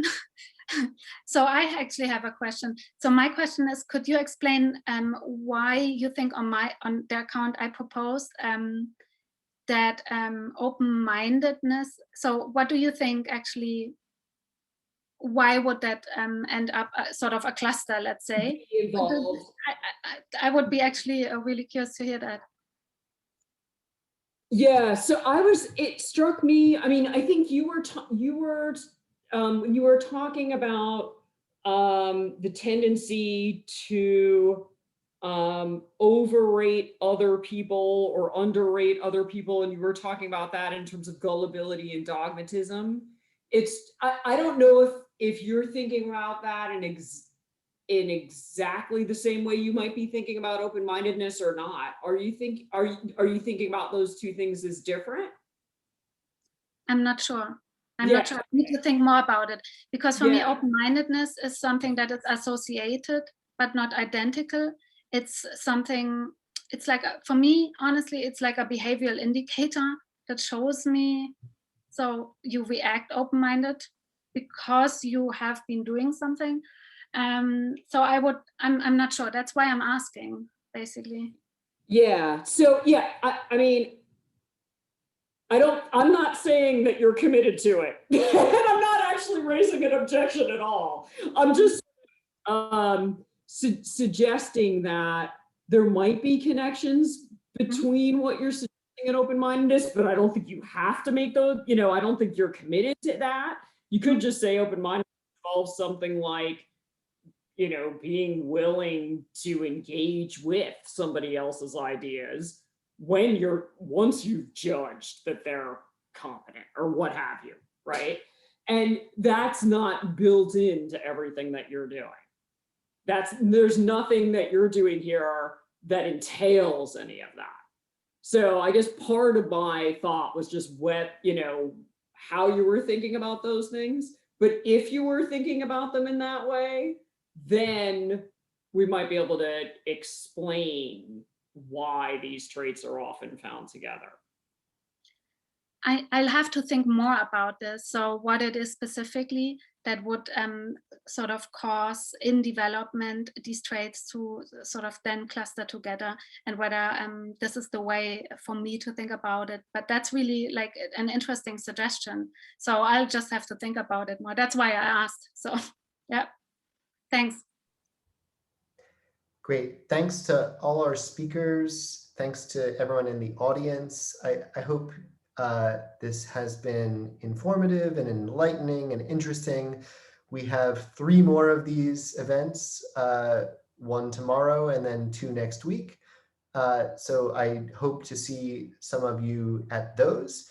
And if you're interested in following up on anything, feel free to get in touch with the organizers or with each other directly.